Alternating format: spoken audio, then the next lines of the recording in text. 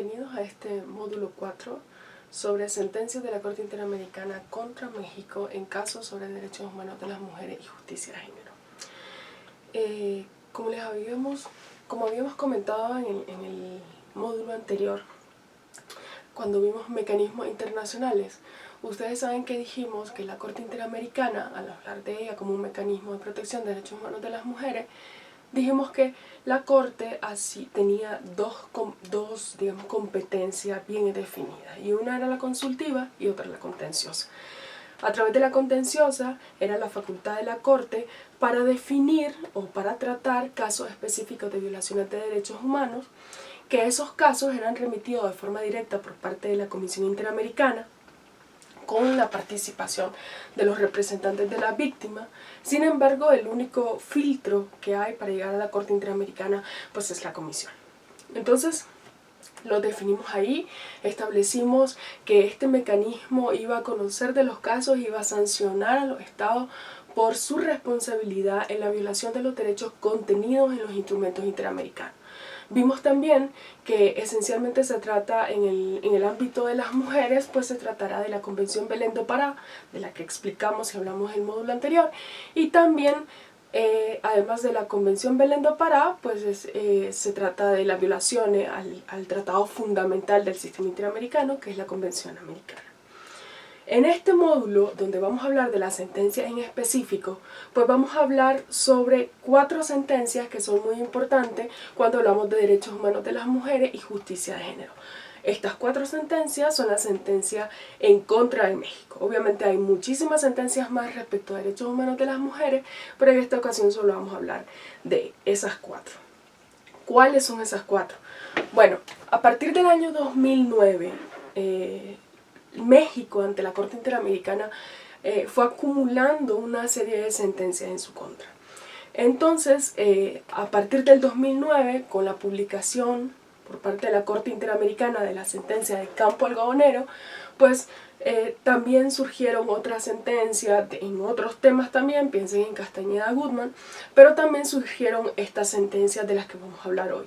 Y es que una sentencia del año 2009, la famosa Campo Algodonero, González y otras contra México, la sentencia es del 16 de noviembre del 2009, y otras 2 sentencias que son del año 2010, de agosto precisamente, uno y otro día, el 30 y el 31 de agosto, y la primera es Fernández Ortega, ¿sí?, y otros versus México, y la otra es Rosendo Cantú y otra versus México, ¿sí? Y por último vamos a estudiar una sentencia que podemos decir que es reciente, que es del 28 de noviembre del 2018, y es la famosa sentencia de mujeres víctimas de tortura sexual en Atenco, ¿no?, o Atenco versus México, como se le ha conocido popularmente.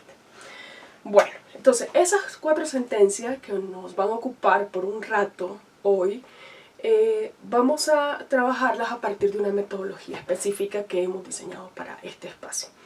Vamos a trabajar cuáles fueron los hechos en cada una de las sentencias, como un primer paso. Un segundo paso, vamos a trabajar cuáles son los contenidos de las sentencias relacionados con los estándares interamericanos en materia de derechos humanos de las mujeres y justicia de género. Y un tercer paso, un tercer elemento que vamos a trabajar en la sentencia va a ser la de identificar las reparaciones en los casos relacionados con los derechos humanos de las mujeres. Es decir, qué tipos de reparaciones son las que la Corte Interamericana se ha abocado a proponer como acciones inmediatas para los estados en busca de la reparación y mecanismos para la no repetición de estos casos, ¿sí? Bueno, vamos a entrar entonces a este primer paso que les decía, que es identificar los hechos de cada sentencia, ¿ok? Bueno, como ustedes ya lo conocen, ustedes habrán tenido muchísimos cursos, habrán hecho la lectura de la propia sentencia de Campo Algodonero. Campo Algodonero se trató de 3 jóvenes, 2 de ellas niñas, una de 15 y una de 17 años, y otra mujer de 20 años de edad, jóvenes todas que desaparecieron en un contexto en donde en Ciudad Juárez había violencia, desigualdad y que además se habían ido identificando patrones de exclusión y de discriminación en contra de las mujeres, así como de desaparición de mujeres en esa ciudad. Entonces estas tres mujeres jóvenes, ¿sí? Si ustedes construyen un perfil de estas mujeres jóvenes en Ciudad Juárez, pues nos encontraremos con elementos que ya vimos a través de la herramienta que ya vimos, que es la interseccionalidad. Entonces tenemos que se trata de mujeres que son pobres, se trata de mujeres jóvenes, se trata de mujeres digamos que han tenido dificultades en el acceso a la educación, por ejemplo, y se trata de mujeres en un contexto de vulnerabilidad, ese contexto que las hace vulnerables respecto a los acontecimientos que las exponen a sufrir violaciones a derechos humanos, ¿no? Entonces estas tres mujeres desaparecieron de Ciudad Juárez, en Chihuahua, y sus cuerpos fueron encontrados el día 6 de noviembre del 2001 en un campo algodonero, razón por la cual este caso toma ese nombre, el campo algodonero. Entonces, fueron estas tres mujeres encontradas y en estos casos pues se detectaron, se narraron irregularidades respecto a las investigaciones, las denuncias que los familiares de las víctimas habían hecho ante la institución correspondiente y cuál fue el comportamiento de la autoridad respecto a la desaparición de las jóvenes, ¿no? Por todos es conocido que se trata de una sentencia cuyos funcionarios estaban cargados de estereotipos respecto al comportamiento de las mujeres, de estas mujeres desaparecidas, y esos estereotipos o esas ideas o razones, ¿no?, que tenían en la cabeza, pues limitó la búsqueda de las mujeres desaparecidas.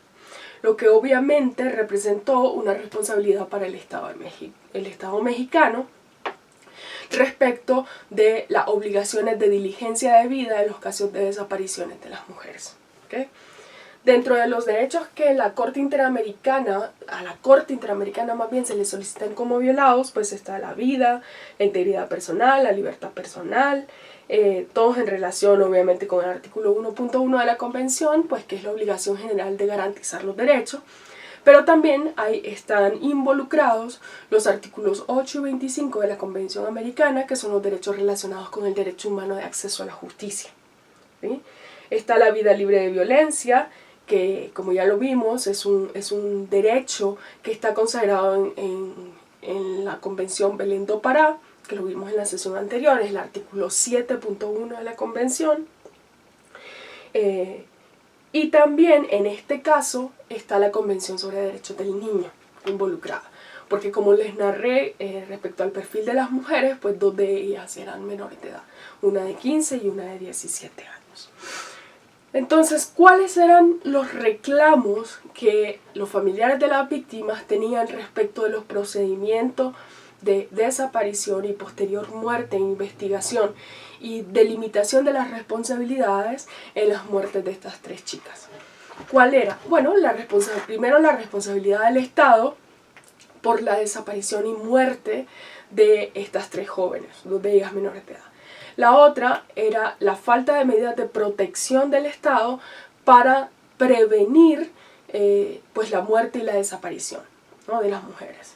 La falta de la prevención en los crímenes, es decir, la escasa o la nula actividad del Estado para prevenir los crímenes a través de políticas integrales de prevención. La falta de respuesta era otro de los reclamos de las autoridades frente a la desaparición de estas tres chicas. Si ustedes recuerdan, en el caso de estas tres mujeres, cuando los familiares de la víctima acudieron para interponer la denuncia, estoy un poco agripada, por eso me pego, perdón.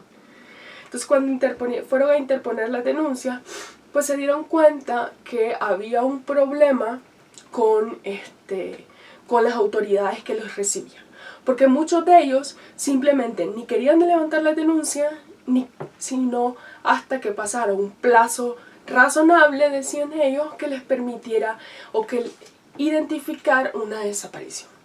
Porque de lo contrario, en el razonamiento de estas autoridades, pues se trataba simplemente de que las muchachas eran unas locas, que seguramente se habían fugado de la casa, que eran unas voladas, específicamente decían las autoridades, y eso llevó a que simplemente no tuvieran acción durante los primeros días de la desaparición, que son elementales para encontrar quizás con vida a las personas o a las mujeres desaparecidas en específico. Y lo otro, pues es la falta de debida diligencia en la investigación y el hallar a los culpables de los hechos. Ustedes saben que el mismo caso narra que hubo hombres detenidos por la comisión de estos delitos. Sin embargo, uno de ellos murió en la cárcel y el otro quedó en libertad porque se detectó que durante el proceso de investigación y declaración de esa persona, pues fue torturado. Entonces el procedimiento se vició y hubo que dejarlo en libertad. Bueno, eso en cuanto, digamos, a campo algodonero, ¿no? Rápidamente. Estoy confiando que ustedes pues, ya lo han escuchado muchas veces. Se trata de un caso pues, que es conocido por todos. El otro caso que vamos a estudiar y estamos estableciendo los hechos es el Rosendo Cantú y también el caso Fernández Ortega. Estos dos casos son muy similares. En territorio estamos hablando de Guerrero, una zona que ha estado captada por el ejército, por las operaciones del ejército desde hace muchísimos años. Se supone que es un territorio en conflicto digo, con las organizaciones del crimen organizado, entonces la presencia militar en Guerrero es muy relevante en estos casos. Porque realizan operaciones para detener a personas que estén involucradas en la comisión de delitos. Entonces, en estos dos casos, se trata de violaciones a derechos humanos de las mujeres y en específico de agresiones sexuales y de violencia sexual cometida en contra de dos mujeres, ¿no? En contra de dos mujeres, una Fernández Ortega y la otra Rosendo Cantú.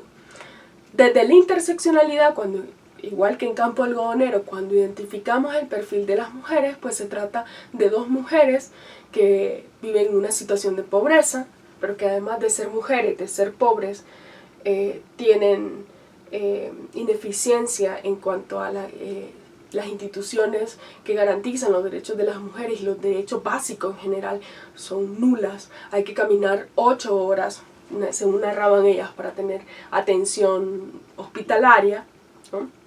Entonces, son mujeres que tienen difícil acceso a recursos o a derechos básicos, pero también son mujeres indígenas, lo que las coloca en una situación de mayor vulnerabilidad.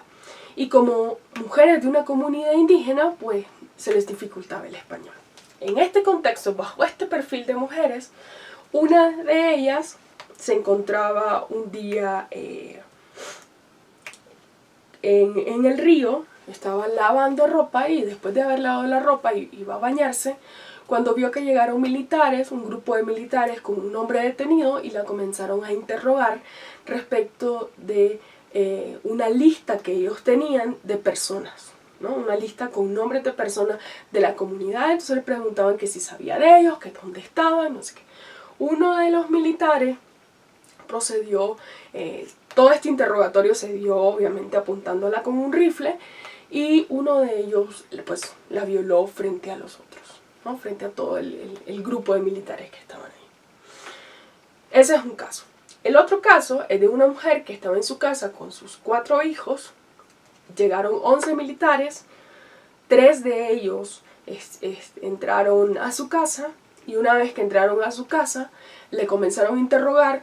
Ella no dio ningún tipo de información respecto a lo que le preguntaban, desconocía, además que se le dificultaba entender a los militares porque no hablaba español. Y en este proceso, pues los militares la tiran contra el suelo, la golpean y después que la golpearon, pues uno de ellos pues la viola, comete violación en contra de ella. Después de esto, ambas mujeres fueron a interponer sus denuncias, solicitaron atención médica que se les dificultó. Ya les comentaba que una tuvo que caminar durante 8 horas para ir a un hospital en donde cabía la posibilidad de atención, ¿no?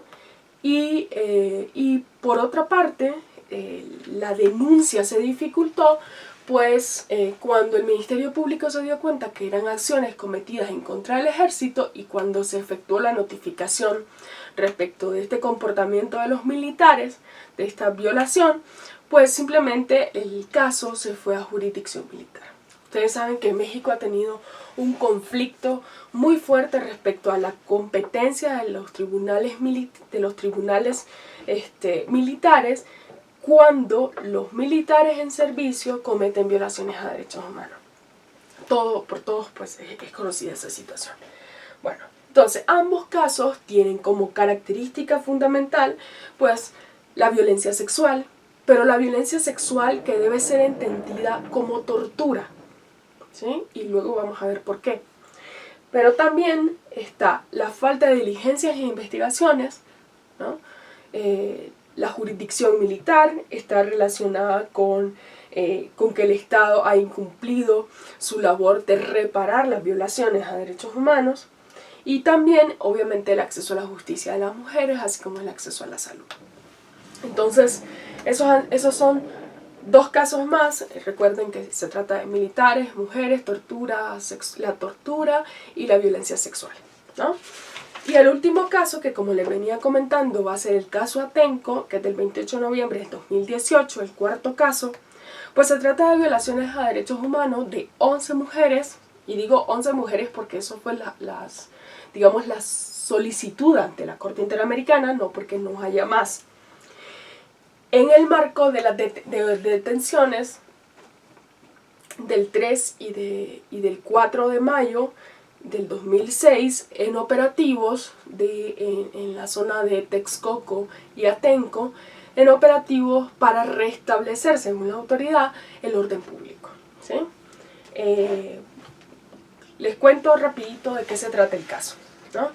El caso se trata de una serie de manifestaciones en contra, por parte de organizaciones que defienden la tierra, en contra de la construcción del aeropuerto de la Ciudad de México. En un momento se pudieron detener, ¿no?, la construcción de ese nuevo aeropuerto, y cuando se detuvo, pues se creó una organización para la defensa de la tierra. Sin embargo, en Texcoco se quería, según el plan municipal de desarrollo, querían reubicar a un grupo de comerciantes de flores, ¿no?, de una zona. Entonces, en el proceso de quererlos reubicar hacia otras zonas, pues estos comerciantes se opusieron y dijeron que no estaban de acuerdo con estas reubicaciones, y se generó un conflicto entre los comerciantes de flores y la policía municipal, ¿no? Entonces, cuando se genera este conflicto, el grupo de defensa de la tierra, que ya había sido constituido, llegó a Texcoco pues a apoyarlos, ¿no? Llegó a apoyar sus protestas en contra de esta reubicación, que consideraban pues un atropello de la municipalidad. Cuando explota todo esto a nivel de las noticias y se divulga este comportamiento de las autoridades respecto a los floricultores, pues muchas personas se trasladaron hasta Texcoco, y entre los días 3 y 4, en uno de los operativos por restablecer el orden público, pues la municipalidad golpeó en un enfrentamiento, golpeó a los floricultores, los golpeó, y muchos de ellos corrieron y se albergaron en una casa particular y estuvieron ahí albergados. Se dice que los hechos que narra la sentencia es que estuvieron ahí albergados y alrededor de 200 policías resguardaban la propiedad. Por otra parte, en otro punto de la ciudad, en la carretera Lechería-Texcoco, pues Los Reyes Lechería, en este punto se reunieron ciudadanos para protestar en contra de los abusos policiales hacia los floricultores, ¿no? En estos conflictos sociales que había generado la reubicación de los floricultores, pues la Secretaría de Seguridad Estatal del Estado de México tuvo que reunirse, y en una reunión en donde estuvieron los altos funcionarios de la Secretaría, ¿no?, del Estado en materia de seguridad, pues se reunieron y acordaron que se debía restablecer el orden público a través, pues, y se convocaron a la Policía Federal, se convocó a la Policía Federal, a la Policía Municipal y la Policía Estatal. Se trataba entonces de tres, digamos, grupos de policía que habían sido llamados para restablecer el orden público. A la casa donde les digo que estaban resguardados muchos de las personas involucradas en la protesta, se dice que llegaron entre 320 y 420 oficiales, policías estatales y de la policía municipal, para sacar, ¿no?, en un operativo para sacar a estas personas que estaban albergadas ahí. Se dice que 83 personas fueron las detenidas fueron detenidas de las personas que estaban en ese inmueble, ¿no? Esa misma noche, la noche del 3, pues en una reunión se acordó que al día siguiente, el día 4, se iba a restablecer todo el orden público, es decir, se iba a despejar la carretera que había sido tomada, porque en este conflicto, pues también los pobladores y las personas en la protesta habían retenido a policías y habían retenido patrullas y estaban bloqueando, pues, la circulación en la carretera. El 4, se dice que el 4, que ya se iba a ejecutar el plan de restablecimiento del orden público a través de la interacción o de la participación de estos tres cuerpos policiales, se dice que 1815 policías estatales y 628 federales se concentraron en Texcoco. Es decir, había un sinnúmero, ¿no?, de policías involucradas en estos hechos, ¿no? Para no hacerles el cuento largo, se trató de operativos en donde se detuvieron a gente en la carretera, y durante la detención, los traslados y los procesos de estas personas que habían sido detenidas en la espera en los ministerios públicos y en las instituciones del Estado, como el MP y otras a los que los remitieron, pues se produjeron una serie de violaciones a derechos humanos, ¿sí? Y esas violaciones de derechos humanos estaban relacionadas con que la policía, los tres cuerpos policiales que habían participado en el desmantelamiento de esta protesta social, pues habían cometido ciertos abusos de la fuerza, ¿no?, para ese cometido. Entonces se hablaba de agresiones físicas, de amenazas de muerte, patadas, golpes, ¿no? Como les comentaba, en las instalaciones de la policía, en las instalaciones de la subprocuraduría, e incluso muchas de las personas que estaban en la protesta habían salido lesionadas y habían ido a parar a los hospitales con fuertes lesiones, con lesiones graves, ¿no? La Corte Interamericana en esta sentencia utiliza investigaciones que llevó a cabo la Suprema Corte de Justicia de la Nación a nivel interno para conocer, mejor dicho, para ilustrarse respecto de la detención de las personas que se involucraron en el caso. Se dice que, según la Suprema Corte de Justicia de la Nación, alrededor de 50 mujeres fueron detenidas en este proceso, ¿no?, durante los días 3 y 4 que se realizaron los operativos. 31 de esas 50 mujeres, es decir, estamos hablando más de la mitad de ellas, refirieron haber sido agredidas sexualmente, ¿no?, de diferente forma, ¿no?, durante su detención, durante además los traslados a distintas instituciones, incluyendo penales, ¿no? Y estos abusos sexuales, pues, fueron de distintos tipos y grados, ¿no?, además. En esto se contemplaban manoseos, apretones, pellizcos en todas las partes del cuerpo, incluyendo los genitales, la colocación de toletes entre las piernas simulando una penetración o amenazando con una penetración, las obligaron a hacerle sexo oral a muchos de los policías, eso era lo que alegaban, y que las habían penetrado vaginalmente con objetos extraños y además con los dedos. Entonces esas eran las agresiones sexuales relacionadas con pues estos actos de restitución del orden público.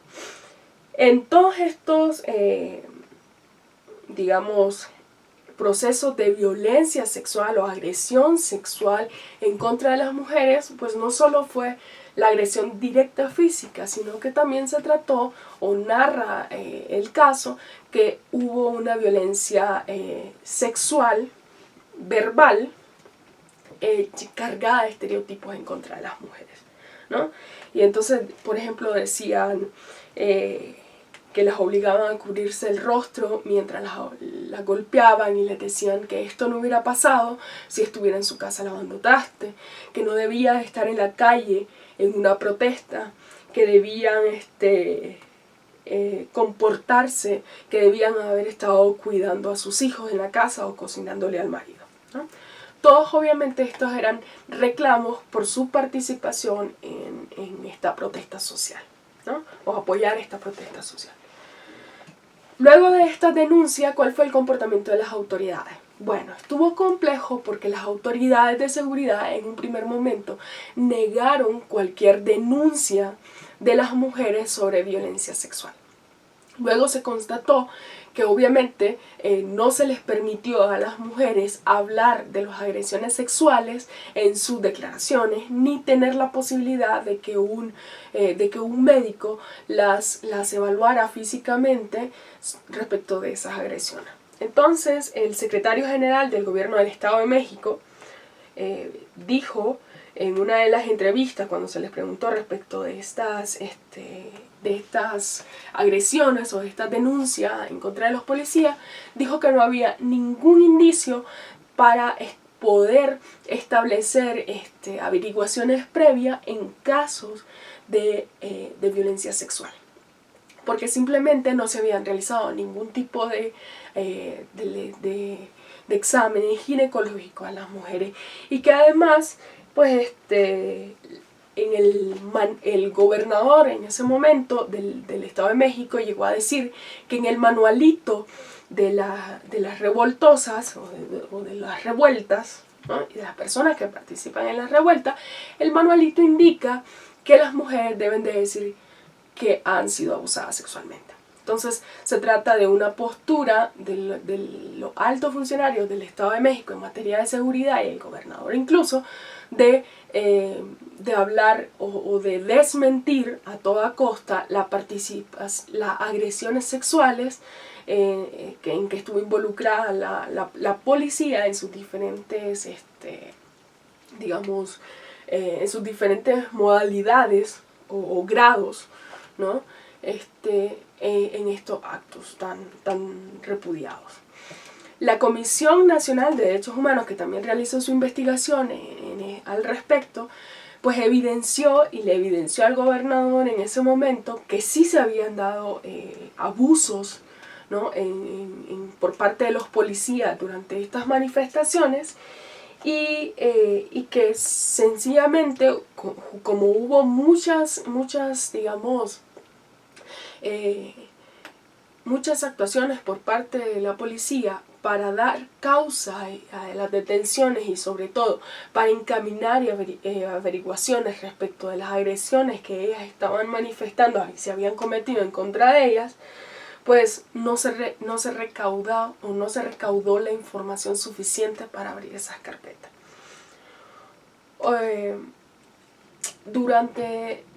Luego que pasaron las manifestaciones, 11 mujeres fueron puestas a la orden del Ministerio Público y se les abrió averiguaciones previas por delitos como crimen organizado, obstrucción de vías de comunicación y transporte, por secuestro, ¿no? Como les decía, las detenciones de los policías, y lesiones dolosas en contra de los policías también, ¿no?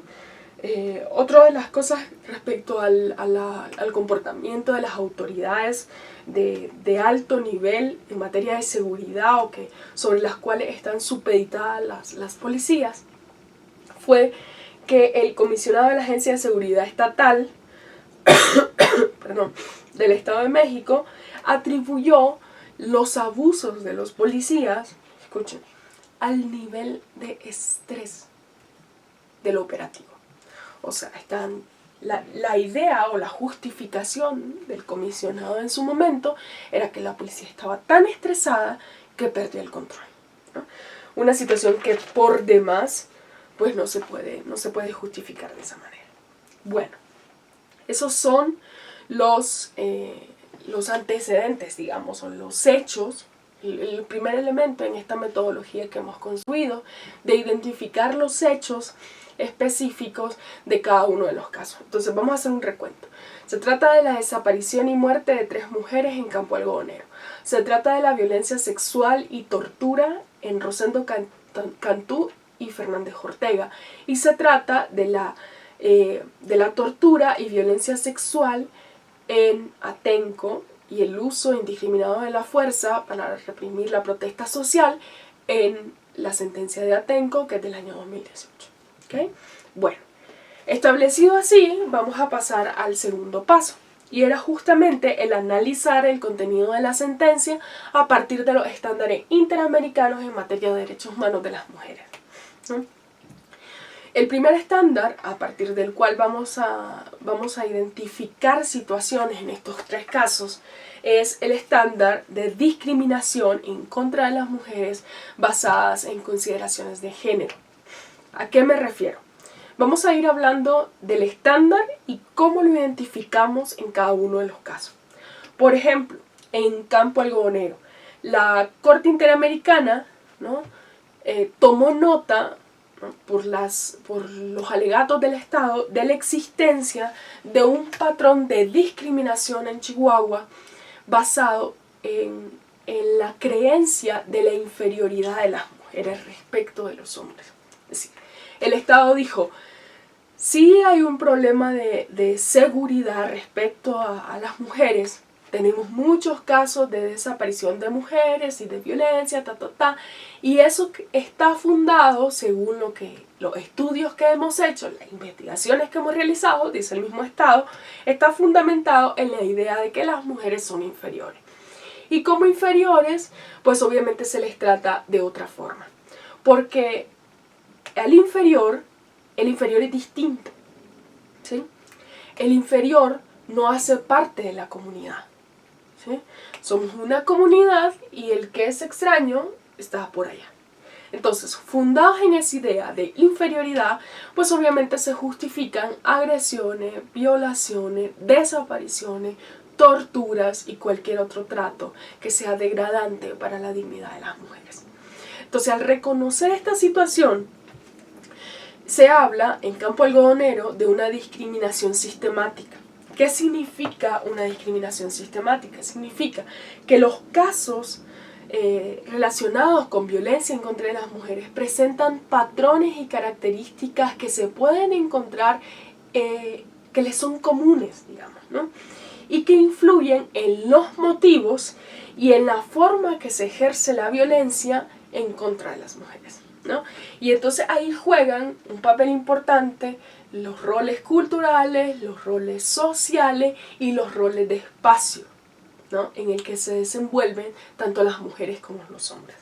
Y entonces también se habló de que había en Ciudad Juárez una cultura de discriminación en contra de las mujeres que también estaba fundada en la imposibilidad de aceptar un cambio de roles o cambios sociales relacionados con estos roles.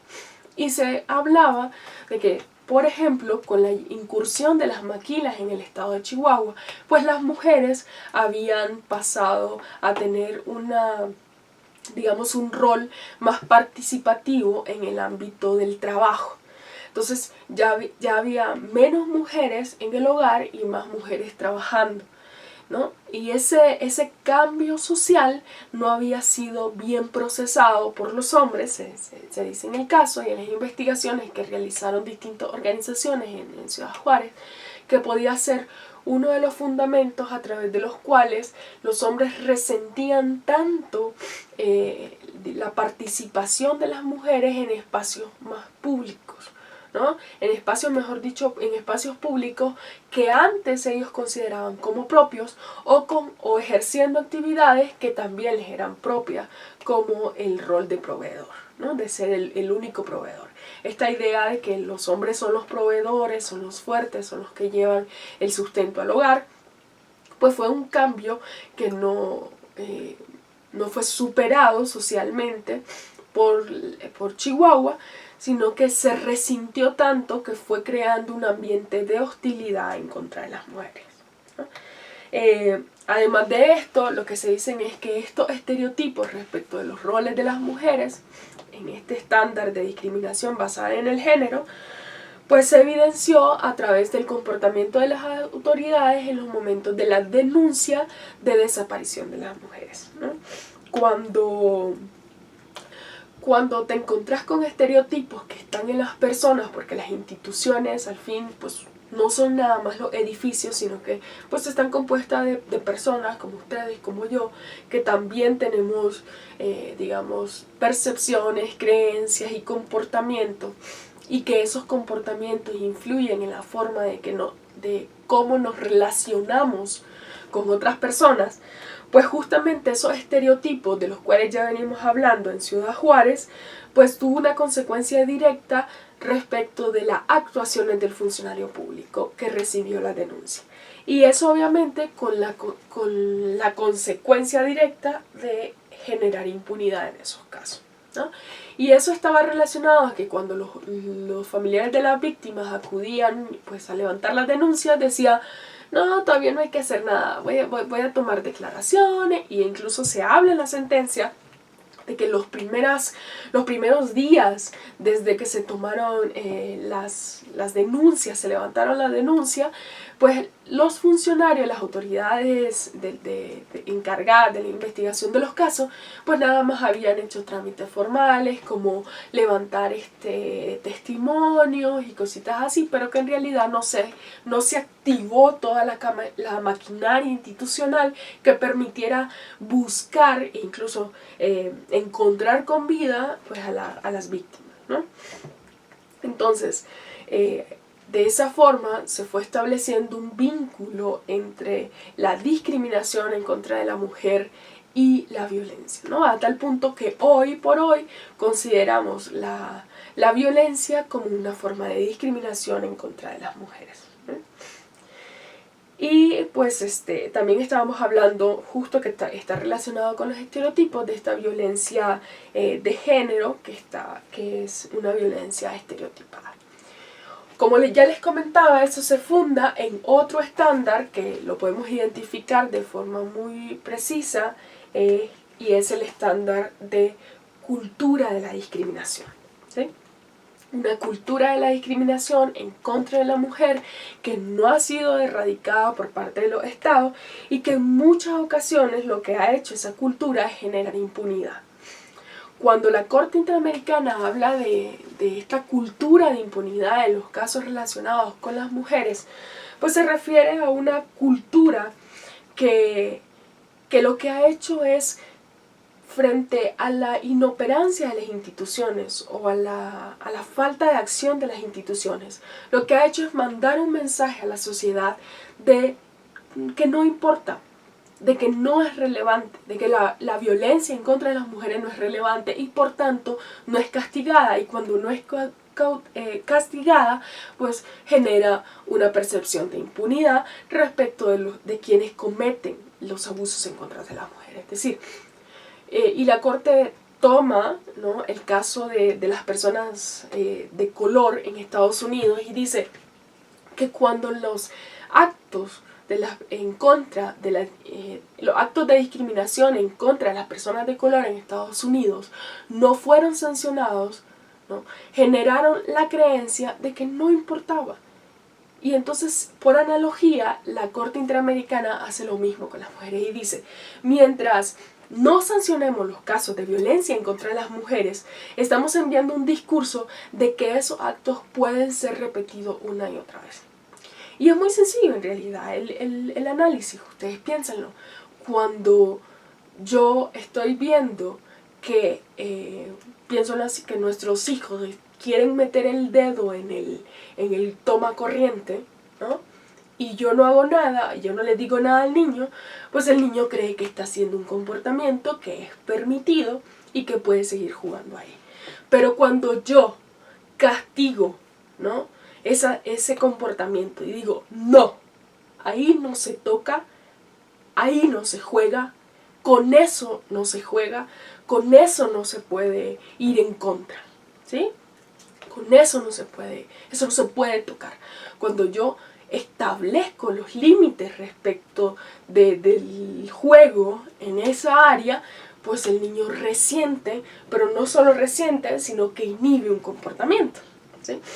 Igual pasa con esta cultura de discriminación que no ha sido en contra de las mujeres, que no ha sido desmontada con acciones específicas de sanción por parte de los estados. Y es por eso que se ha hecho tan fatal esta cultura de discriminación y de violencia sobre todo, ¿no?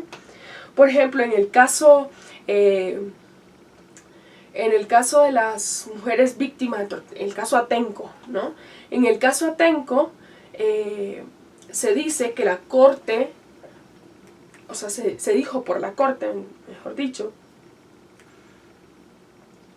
que la violencia en contra de una mujer de forma desproporcionada, pues es una violencia que es discriminación, como les comentaba, ¿no?, que ya ha sido establecido por parte de la Corte. Entonces la Corte lo que ha hecho es definir por principio que la cultura de discriminación es una forma de violencia en contra de las mujeres, ¿no? Y puso el ejemplo de esta cultura de violencia en contra de las mujeres cuando en las detenciones, ¿no?, a las mujeres, los policías que las detuvieron en el caso Atenco, pues siempre realizaron agresiones y amenazas, ¿no?, e incluso cometieron actos en contra del cuerpo de las mujeres, ¿sí? Es decir, cuando yo claramente hago connotaciones sexuales respecto al cuerpo de las mujeres o agredo a las mujeres de una forma específica, ¿no?, obviamente estoy hablando de un tipo de violencia de género, ¿no?, que única y exclusivamente tiene que ver con las mujeres. Porque, por ejemplo, en el caso Atenco no se habla de que cuando los hombres fueron detenidos fueron agredidos o amenazados con temas sexuales, por ejemplo, ni tampoco le fueron imputados criterios sexuales, ¿no? Como decíamos que pasó con las mujeres, que les amenazaban con violarla, las amenazaban con o que simple y sencillamente a ninguno de los hombres les refirieron, en este caso, en el caso Atenco, les refirieron que no debían estar en la protesta social para estar cuidando a sus hijos, ¿sí? Entonces, la Corte identifica además esta cultura de la discriminación en contra de las mujeres como una cultura que está fundada en la violencia física, pero también en la violencia verbal estereotipada por parte de las autoridades, ¿sí? En el caso Fernández Ortega, ¿cómo el estándar de una cultura de discriminación influye en este caso? Y es obviamente cuando se evidencia que hay un sometimiento, ¿no?, por parte de tanto en Fernández Ortega como en Rosendo Cantú, pues hay una agresión, ¿no?, en contra de las mujeres, una agresión que es física sexual, ¿no? ¿Por qué? Porque obviamente está la idea del poder y el poder se ejerce a través sobre las cosas, mejor dicho, ustedes lo vieron en sus clases de Derecho Romano, el poder de la mano, ¿se acuerdan? En Derecho Romano se ejerce sobre las cosas y eso implícitamente nos lleva a una cosificación del cuerpo de las mujeres y de las mujeres mismas, ¿no?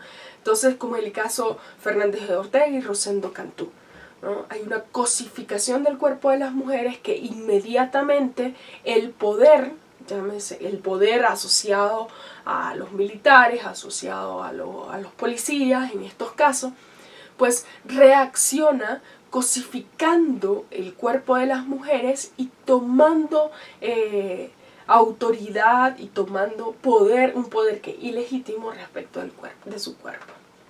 Bueno, esos, digamos, son dos estándares que hasta ahora hemos identificado. Otro estándar son los roles asignados a la mujer y los estereotipos.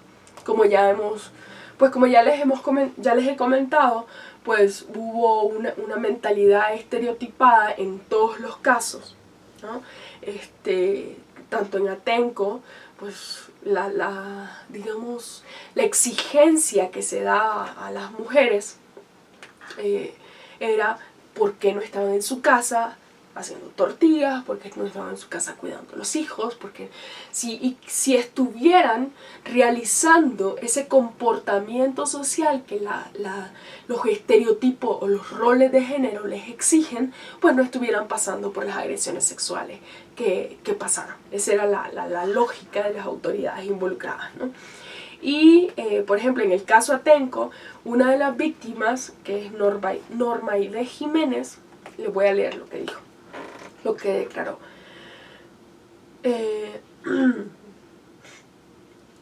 Le decían que eso le pasaba por no estar en su casa lavando traste y que era una puta, diciéndoles que deberían estar en la casa cocinando en lugar de andar ahí, que no pensaban en su familia o en sus hijos. Además, durante el traslado la amenazaron a ella y a su familia diciéndole que a su mamá también se la iba a cargar la chingada y que ahorita te vamos a violar y te vamos a desaparecer. O sea, todas estas eran declaraciones de los funcionarios, de los policías que estaban, se supone, restableciendo el orden público, eran amenazas, pero que además eran amenazas creíbles. ¿Por qué? Porque se trata de una amenaza que viene de un agente que tiene autoridad y que tiene todos los elementos suficientes pues para agredir de esa forma e incluso desaparecer, ¿no? Por ejemplo, perdón. También este lenguaje estereotipado obviamente se refleja en los altos funcionarios de justicia y del gobierno del Estado de México cuando desvalorizan pues, o le quitan valor a las denuncias de las mujeres que son víctimas de abuso por parte de la policía, ¿no? Entonces esta relación estereotipada o esta expresión de violencia estereotipada, pues también la encontramos, ustedes recuerdan en el caso Atala Rifo versus Chile, cuando uno de los, digamos, de las cuestiones que se le reprochaba a Atala Rifo era justamente que por tener una relación, ¿no? Gay, por tener una relación con otra mujer, había dejado de cumplir o de poner en primer lugar la crianza o la guarda y la protección de sus hijas, ¿no? Y recuerden que cuando sale la sentencia del caso Atala Rifo, pues la corte lo que dice en ese caso es que a Atala no se le puede reprochar una situación de no atender o de dejar a un lado su proyecto de vida para cumplir un rol que socialmente se está exigiendo respecto de las mujeres, y es que pongamos en primer lugar la atención de los hijos.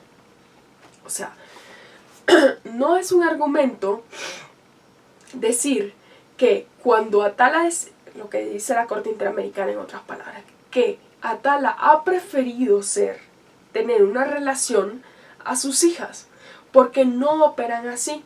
Pero la Corte aún va más allá y dice: cuando se hace el análisis de las sentencias chilenas que retiran la guardia y custodia de las niñas de Atala, los tribunales chilenos le dicen a Atala que está exponiendo a sus hijas, ¿no?, a estereotipos sociales y que está exponiendo a las niñas a que se burlen de ellas porque no está bien visto las relaciones homoparentales.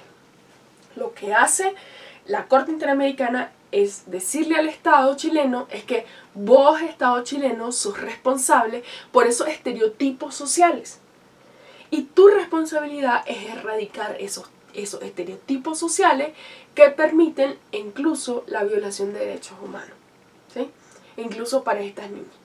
Entonces, la erradicación de los estereotipos, de estos estereotipos que vimos en estos casos contra México, estos estereotipos que justifican la violencia por el incumplimiento de roles estereotipados de las mujeres, roles que han sido asignados socialmente, que lo justifican de esa forma, esos estereotipos es responsabilidad de los estados eliminarlos y no deben ser justificantes para cometer violaciones de derechos humanos y en el caso de las mujeres, agresiones sexuales, físicas, psicológicas, por el incumplimiento de estos estereotipos, ¿sí? Bueno, vamos a ver un estándar que es la identificación del contenido de la Convención Belén do Pará en estos casos. Y es que, por ejemplo, en el caso, tanto en el caso Campo Algodonero, bueno, en realidad en todos los casos, se entendió que los estados habían incumplido la obligación de garantizar una vida libre, el derecho a una vida libre de violencia y a tomar acciones para erradicar la violencia en contra de las mujeres contenidas en el artículo 7 de la Convención Interamericana para eliminar y erradicar la violencia en contra de las mujeres, conocida como Belén do Pará. Bueno, entonces ese es otro de los estándares que hemos identificado. Otro de los estándares que vamos a ver también es el estándar de violencia sexual en estos 4 casos. Y eso es muy importante porque este estándar de violencia sexual es un estándar que se ha venido construyendo a partir de esto que hablábamos ya, que es la cosificación del cuerpo de las mujeres.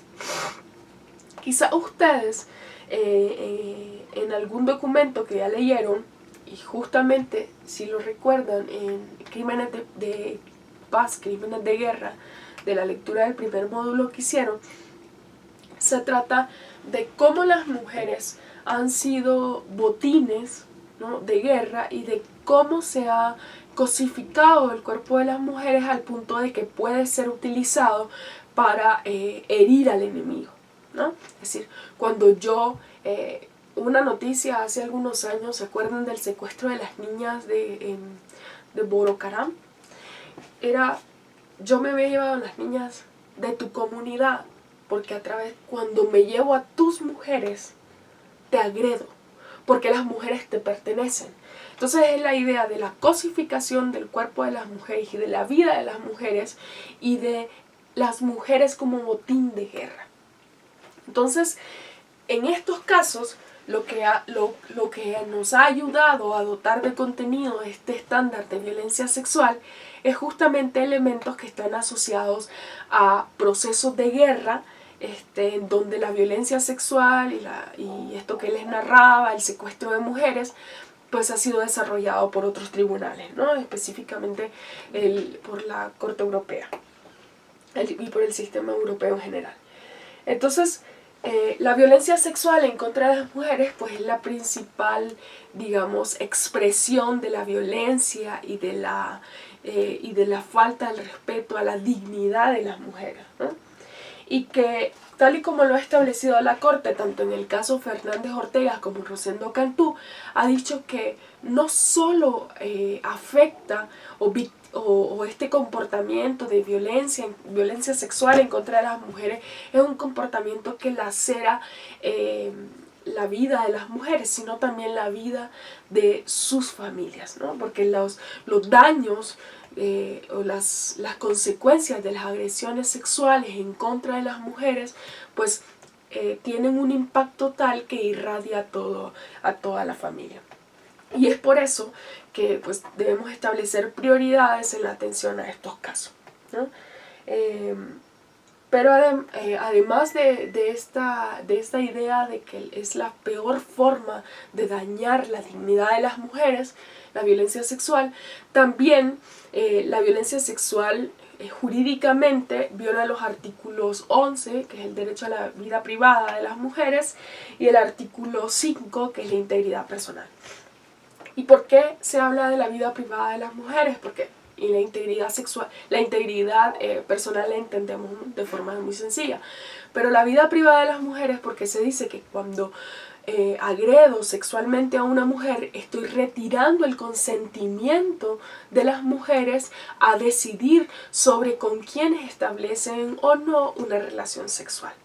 Entonces, justamente por eso, la Corte, cada vez que hace referencia a la violencia sexual, pues también hace referencia a una violación al artículo 11 de la Convención Americana, que es la vida privada.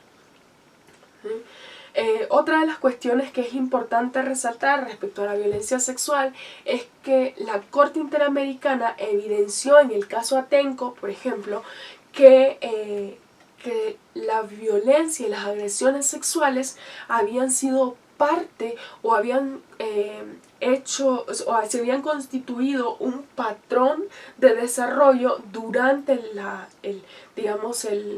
el plan de acción que tenían las policías en cada uno de sus niveles, municipales, estatales y federales.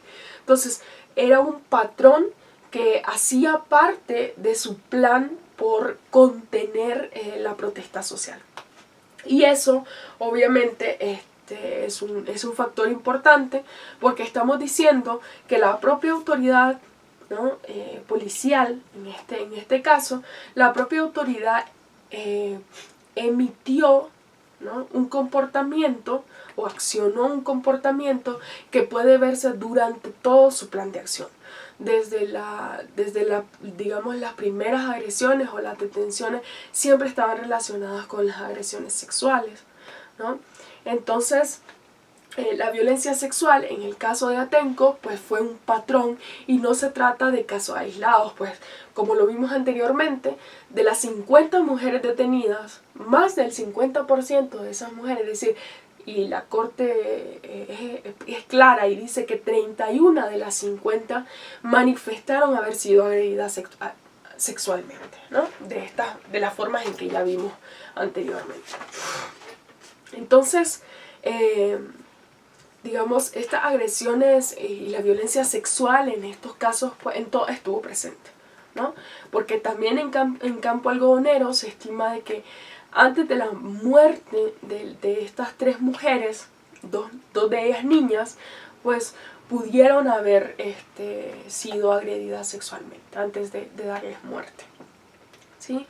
Bueno, ahora vamos a ver un estándar que es muy importante para el desarrollo de la jurisprudencia interamericana y que se ha fortalecido a lo largo de estos años, ¿no? Y es el estándar de violencia contra las mujeres y la tortura, ¿sí? Ustedes saben que históricamente la tortura tenía elementos específicos que había que determinar y procedimientos para demostrar o acreditar tortura. Y era un procedimiento al que nadie se quería meter, ¿no? Que porque era muy técnico, que porque el protocolo de Estambul, que porque las directrices de la OMS, que porque aquí, que porque allá, que porque para que se trate de tortura y no de lesiones o de amenazas, debían cumplir ciertos requisitos. Un cambio significativo en el sistema interamericano fue la aprobación de la Convención Interamericana para erradicar y prevenir la tortura.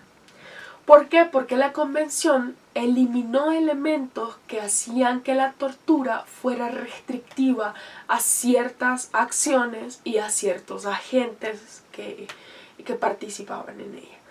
Por ejemplo, históricamente la tortura se asoció a que debía haber un interés, pero ese interés debía provenir de un agente del Estado.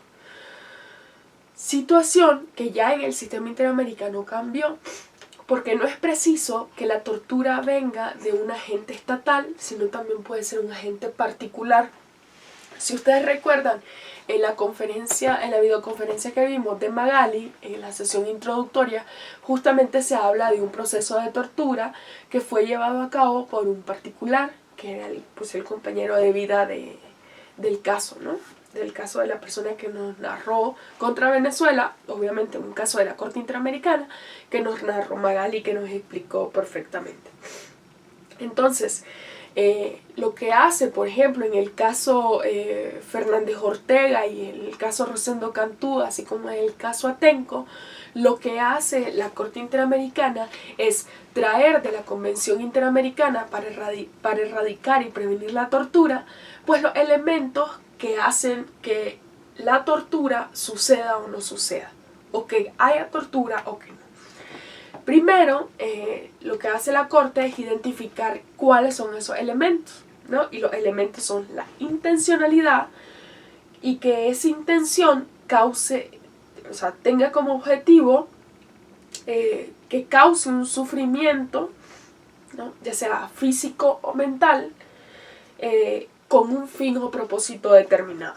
¿Qué significa eso? Significa que que yo en mi cabeza, ¿no?, tengo como agente que voy a ocasionar la tortura, tengo toda la intención de generar un dolor físico o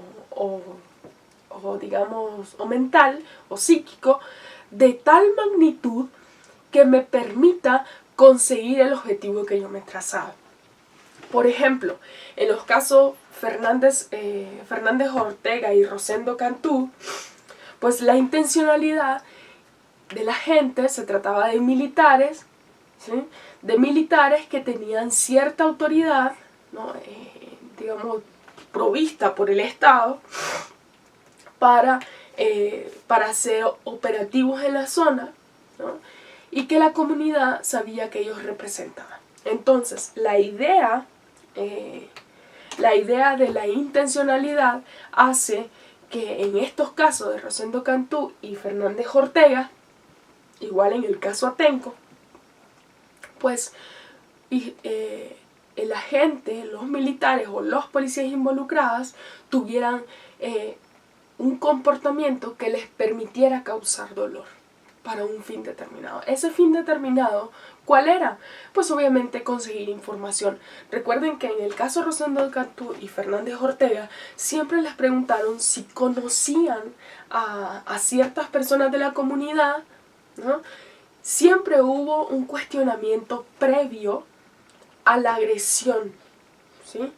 Entonces, el fin era conseguir, o la finalidad determinada era conseguir información a través de infligir, pues, dolor, ¿no?, tanto físico como psíquico a las víctimas, ¿no? Cosa que sucedió y que fue, en este caso, a través de las agresiones sexuales en contra de Fernández Ortega y en contra de Rosendo Cantú, ¿no?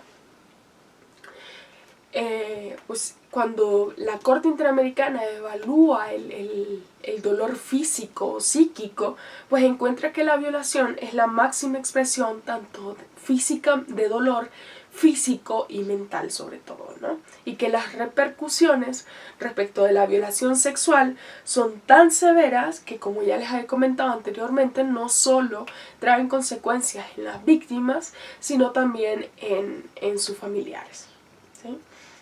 Y pues la finalidad, como ya les comenté, la finalidad era, pues, conseguir información del paradero de personas que el ejército estaba buscando. Entonces ahí se constituyen todos los elementos de la tortura, y es cuando la Corte dice que en el caso de las mujeres la tortura o el mecanismo, digamos el primer mecanismo para torturar a una mujer es la violencia sexual, es la violación sexual en específico, ¿no?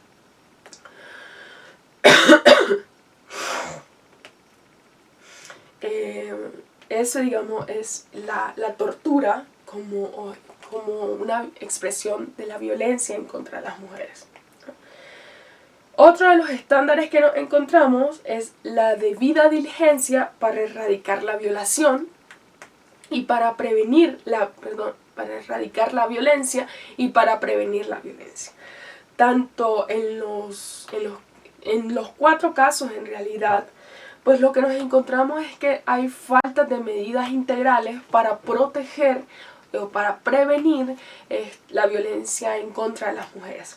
Si ustedes recuerdan el caso Campo Algodonero, desde 1998 la Comisión Nacional de Derechos Humanos ya había identificado una crisis de seguridad en contra de las mujeres y de un incremento desproporcionado en los casos que donde se reportaban agresiones en contra de las mujeres. Entonces lo que hace la Corte es retomar estas recomendaciones que ya la Comisión Nacional de Derechos Humanos había hecho al Estado de Chihuahua y le dice, a ver, Estado de Chihuahua, vos tenías desde 1998 información sobre esta violencia social en contra de las mujeres y no hiciste nada, ¿no? Entonces no tomaste medidas adecuadas para prevenir esa discriminación o esa violencia como una forma de discriminación en contra de las mujeres, ¿no? en el Estado.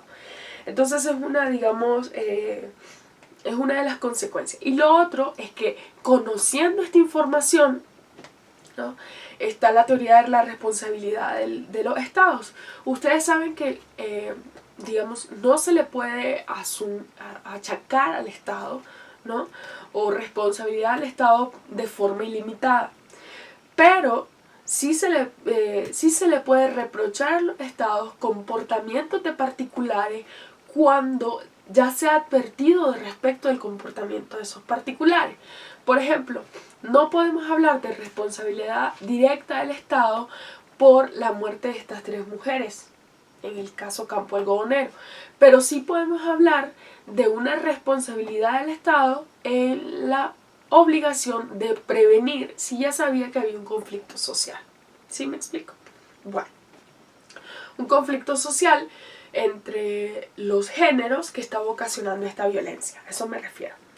Y luego las acciones para erradicar, ¿no?, obviamente están relacionadas a que una vez que las autoridades, ahora sí, de forma específica conocían de los casos, pues estos razonamientos estereotipados de los cuales ya hemos hablado, pues les han generado un clima, un ambiente de impunidad que les ha puesto en un contexto que, si bien ellos ya conocían, no hicieron nada por prevenir y por erradicar también esa violencia como discriminación en contra de las mujeres, ¿no?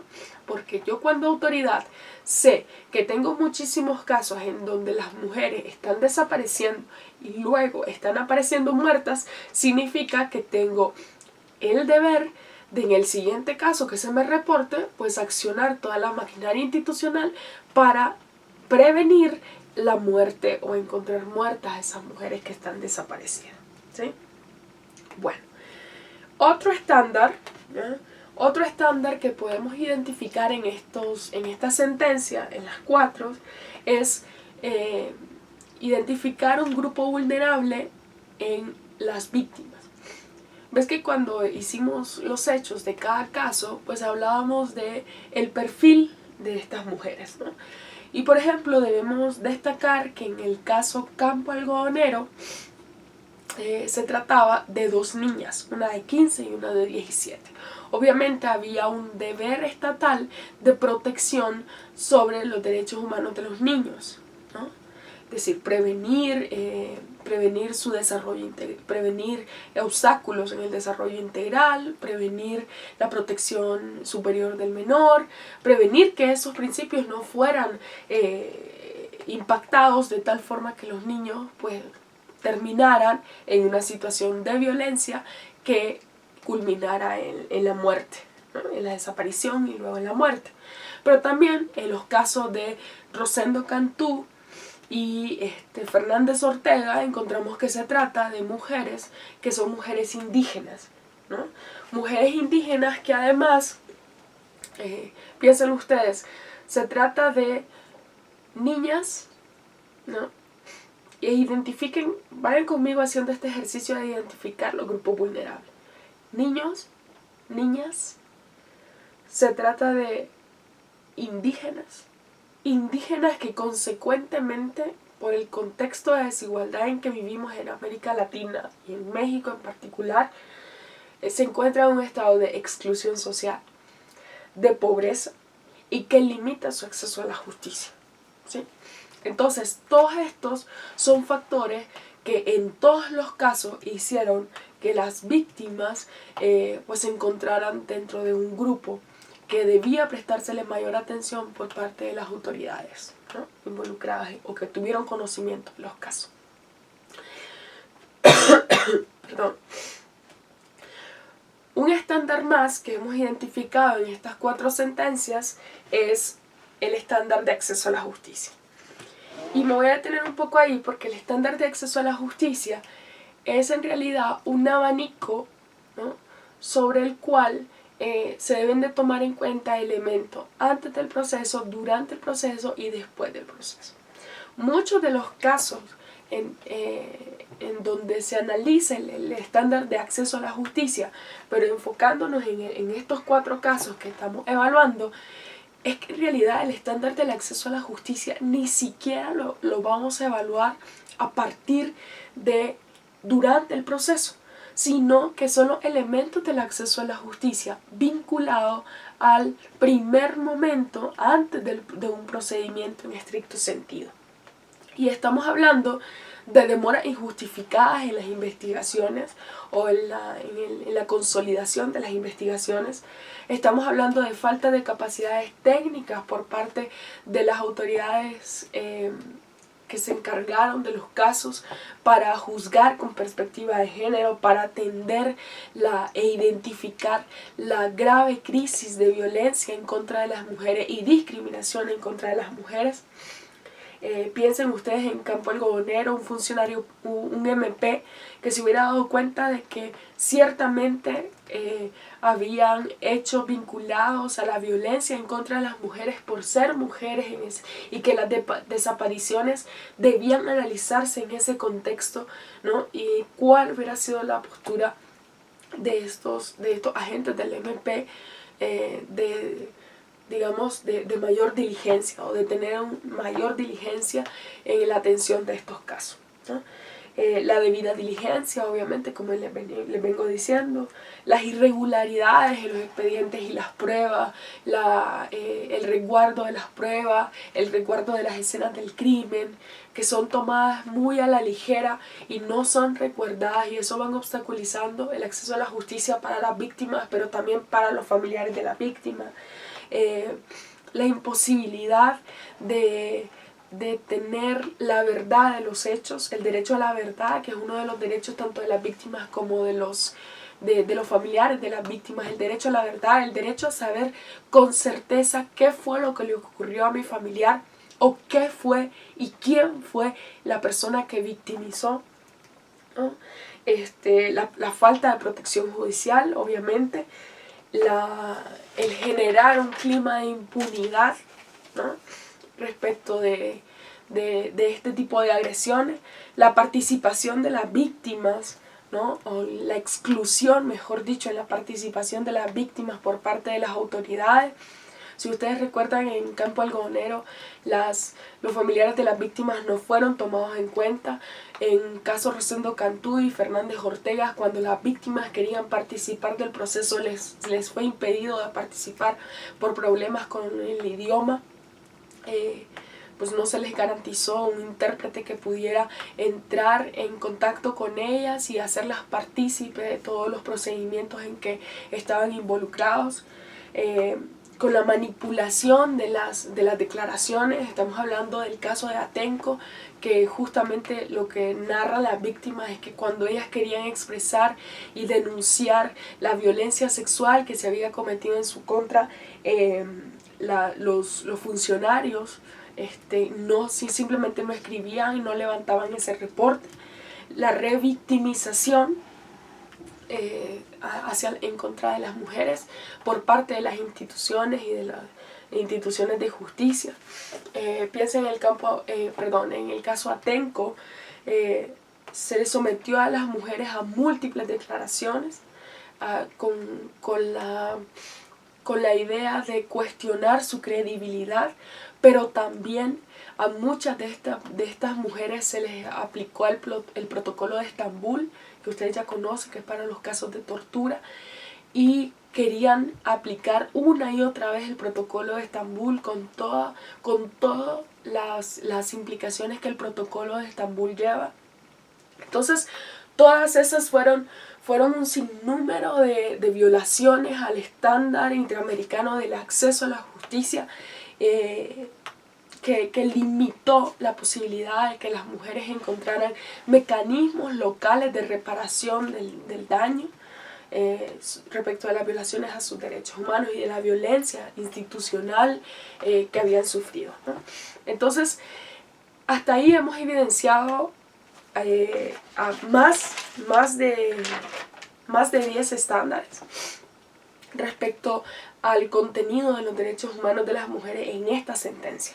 Hemos evidenciado 10 estándares que nos permiten identificar, ¿no?, el contenido de esta sentencia, ¿no? Entonces, y todos estos estándares ustedes los pueden identificar claramente en la sentencia, porque la Corte dice, va narrando cómo a través del comportamiento de las autoridades estos estándares fueron incumplidos o simplemente no se tomaron en cuenta. Bueno, recuerdan que en la metodología que establecimos hablamos en un primer momento íbamos a establecer los hechos, luego íbamos a hablar de los estándares y luego íbamos a hablar de las reparaciones en los casos de violencia en contra de las mujeres. Toca el turno de hablar de las reparaciones. Y es que cuando hablamos de reparaciones en el sistema interamericano, pues es un concepto integral que busca en esencia restablecer las cosas antes de la violación, por un lado, y que la situación de la persona o de la víctima sea el mismo hasta antes de la violación.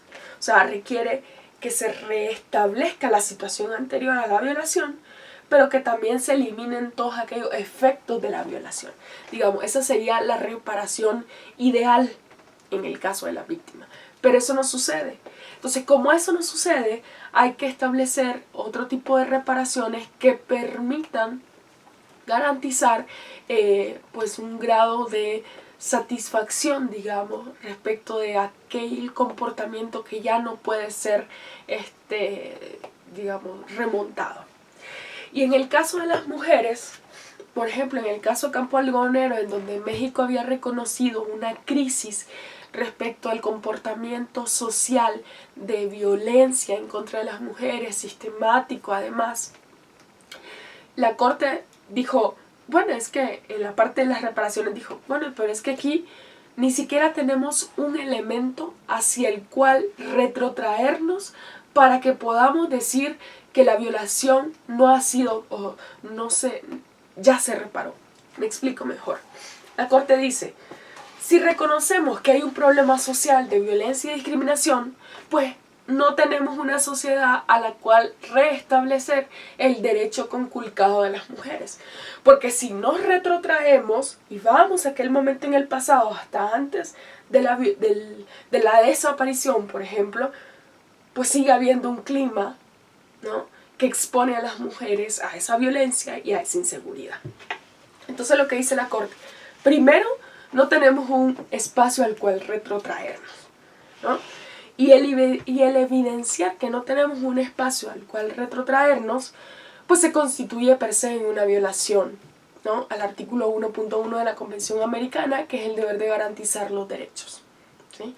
Y el deber de garantizar los derechos exige que los estados garanticen un espacio en el cual yo pueda ejercer mi proyecto de vida o construir y desarrollar mi proyecto de vida sin ningún tipo de limitaciones.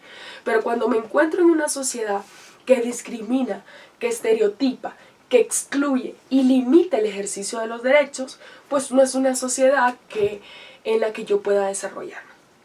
Y es justamente lo primero que hace la Corte, y decir, no me puedo retrotraer y no puedo enviar a un estado en el cual la víctima no se vea expuesta a sufrir tal violación. La víctima, mujer, no se ve expuesta a sufrir tal violación de sus derechos humanos como en realidad pasó, ¿no?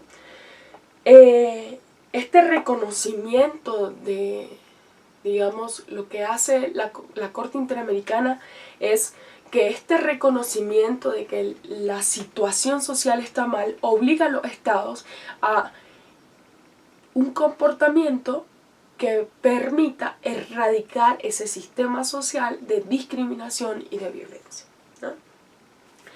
A través, obviamente, va estableciendo, no solo para Campo Algodonero, sino para todas estas 4 sentencias que hemos visto en el área de reparaciones, va estableciendo mecanismos a través de los cuales hay que ir ejecutando para erradicar este contexto social de violencia y de estereotipos, ¿no?, en la sociedad.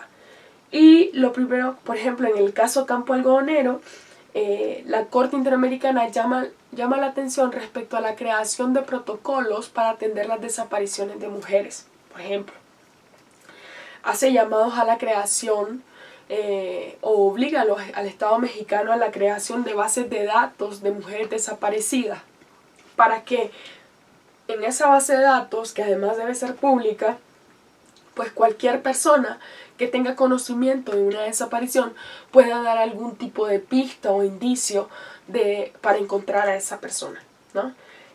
Otra de las reformas de reparación que va estableciendo en los casos la Corte Interamericana es obviamente seguir con las investigaciones en los casos hasta encontrar un culpable, ¿no? Otra de las medidas de reparación también es establecer sanciones administrativas y disciplinarias a todas aquellas autoridades que incumplieron su labor de debida diligencia en la investigación de los casos, en la atención de las mujeres víctimas de violencia. Por ejemplo, los ministerios, y se habla del rol de los ministerios públicos y la falta de diligencia para atender los casos de mujeres. Se habla también del trato médico y psicológico, ¿no?, que han recibido las víctimas, garantizar el tratamiento que les permita reparar o tratar de reparar el sufrimiento que les ha causado la violación a la cual han sido expuestas. Otra de las cuestiones también, tratándose de derechos humanos de mujeres indígenas, es que en los casos asociados a personas indígenas, las reparaciones pueden incluir reparaciones que atañen a la comunidad por la relación de la persona y la comunidad y la cosmovisión que tienen estas. Entonces, por ejemplo, en el caso de Rosendo Cantú y Fernández Ortega, la Corte Interamericana mandó la construcción de centros de mujeres en donde se les capacitara a las mujeres respecto de sus derechos humanos y la justicia de género, siempre que fuera desde su cosmovisión. Entonces, crear estos espacios para las mujeres, capacitar a las mujeres indígenas en sus derechos humanos desde su cosmovisión, fue otra de las responsabilidades de los estados a través de las reparaciones. Adecuar a los protocolos internacionales en materia de violencia sexual, del protocolo de Estambul y de las directrices de la OMS para la atención a mujeres víctimas de violencia sexual. Adecuar los protocolos internos o los protocolos locales. También la Corte, como medida de reparación, ha llamado a los estados a publicar la sentencia como una forma de evidenciar que el Estado ha sido culpable por la transgresión de derechos humanos de las mujeres. También ha mandado becas de estudio para reparar, digamos, o para que las mujeres puedan retomar sus proyectos de vida. Ha mandado también el uso de páginas web para la creación de observatorios. Por ejemplo, en el caso Atenco, una de las reparaciones fue la creación de un observatorio de las policías del Estado de México en particular, para transparentar el uso de la fuerza, ¿no?, como un mecanismo de rendición de cuentas del uso de la fuerza de las policías. También, igual en el caso Atenco, mandó la creación de un plan de fortalecimiento al mecanismo de seguimiento de tortura sexual en contra de las mujeres. Mandó a que se garantizara también la independencia del personal médico que atendía a las mujeres, porque en el caso, muchas veces en los casos, los médicos pues no quieren levantar evidencias físicas en los cuerpos de las mujeres sobre tortura o sobre tortura sexual, ¿no? Entonces manda a que los médicos y el personal médico involucrados en la atención de las mujeres pues también tengan capacitación en el ámbito de tortura y puedan evidenciar, pues levantar pruebas de los cuerpos de las mujeres, ¿no? Y garantizar sobre todo la independencia de estos médicos para que se sientan respaldados al emitir sus dictámenes. Ha mandado también el desarrollo de capacitaciones en materia de derechos humanos de las mujeres, de justicia con perspectiva de género, de cómo erradicar estereotipos sociales, ¿no? De etnicidad y de niñez, que todos son temas relacionados con estos casos de derechos humanos de las mujeres, de violencia sexual, de violencia de género, de estereotipos de género, de etnicidad en el caso de las mujeres indígenas y de derechos de los niños en el caso de Campo Algodonero, por ejemplo, ¿no? Ha mandado también la creación de programas generales para erradicar la cultura de discriminación y de violencia en contra de las mujeres. Estas capacitaciones generales son capacitaciones que deben estar abiertas no solo a las autoridades, sino que se haga de conocimiento público esta discriminación que sufren las mujeres y la violencia en contra de las mujeres como una expresión máxima de esa discriminación. Como ya les comentaba también, la capacitación en protocolos de Estambul, directrices de la OMS sobre atención en los casos de violencia sexual, que son importantes, o sea, conocimientos importantes para las autoridades en el momento de conocer e investigar los casos relacionados con el tema. Y en el caso, por ejemplo, del Estado de México, en el caso Atenco, la Corte Interamericana mandó a que se desarrollaran planes de capacitación para las policías federales, para la Policía Federal y para las policías del Estado de México en cuestiones de género y el uso de la fuerza.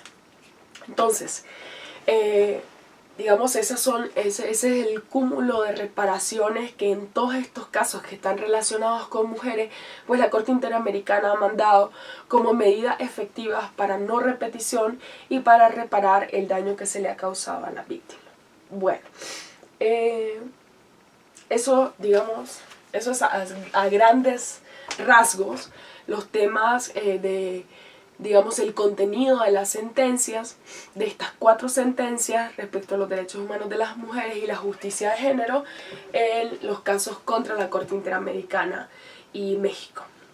Los 4 casos, las sentencias se las vamos a compartir, estas 4 sentencias, y para que ustedes puedan verlos, para que ustedes puedan leerlas con mayor paciencia y que puedan también leerlas y cuando las lean puedan identificar los estándares, pero también que puedan leer las sentencias a partir y ver las sentencias no como una narración de hechos aislados, sino como una situación, ¿no?, que se trata de la vida de las mujeres, que se trata de una historia de vida que ha sido fraccionada por una actuación, ¿no?, ya sea de un particular o de un agente del Estado, de una autoridad, ¿no?, relacionada con la búsqueda de la justicia de las mujeres. Entonces yo los invito a que puedan hacer un análisis de estas sentencias desde la historia de vida de las mujeres. Un análisis de la sentencia que vaya más allá de lo legal, que son ricas jurídicamente, pero que también nos lleve a reflexionar sobre el comportamiento, ¿no?, que muchas veces tenemos, comportamientos estereotipados respecto de los roles de género y cómo esos comportamientos estereotipados a veces los traspasamos o los bajamos a través de nuestro comportamiento de forma consciente o inconsciente y ser más cuidadosos de eso. Yo espero que sobre todo esa pueda ser la reflexión que tengamos, que cuando encontremos o leamos una situación de violencia en contra de las mujeres también hagamos una reflexión de las necesidades de cambio social respecto a los estereotipos y a los roles que hemos asignado para las mujeres. Porque si ustedes piensan en Atenco, todas estas agresiones sexuales que sufrieron las mujeres están vinculadas a su inclusión en espacios que no les corresponden, y es el espacio público. Es el espacio público desde la protesta social. Entonces también que evidenciemos esas situaciones y poder decir, ¿por qué? Cuestionarnos, ¿por qué? Cuestionarnos por qué ese estereotipo tiene que estar delimitando los espacios en que las mujeres incidimos.